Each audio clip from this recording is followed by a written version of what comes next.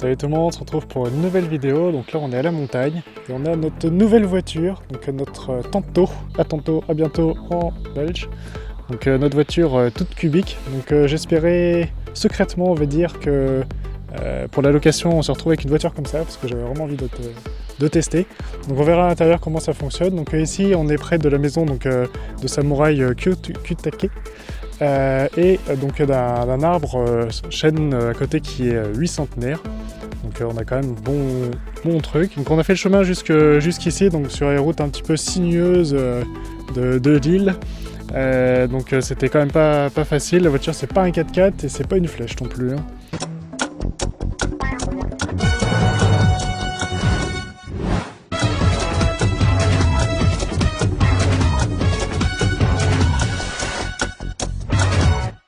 Donc là on a la porte arrière gauche en tout cas déjà qui est électrique.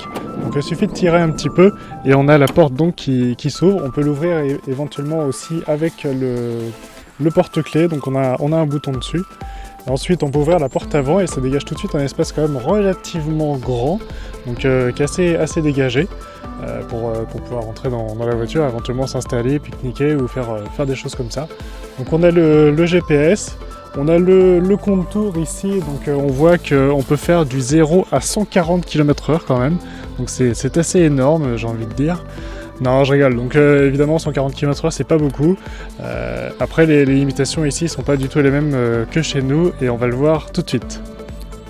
Donc là on est sur l'autoroute et on vient de passer donc le panneau où on voit qu'on est limité à 80 km/h, donc on est quand même sur une 4 voies, donc on voit que c'est 2 fois 2 voies, mais on est limité à 80 km/h et les gens ne respectent pas vraiment les limitations, on va dire, ils vont quand même beaucoup plus vite.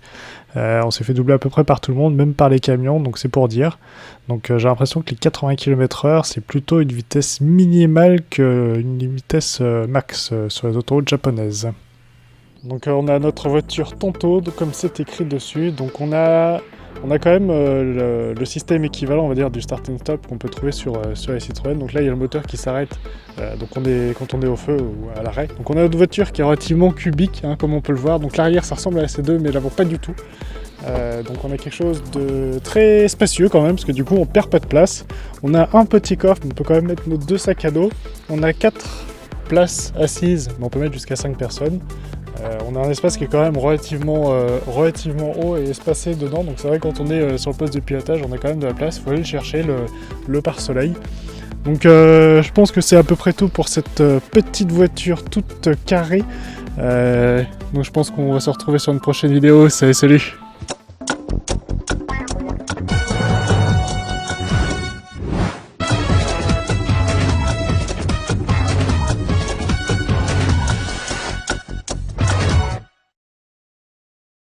Si vous avez aimé cette vidéo, n'hésitez pas à vous abonner, liker ou partager. Vous pouvez également nous retrouver sur Twitter et également sur notre site pour lire nos articles.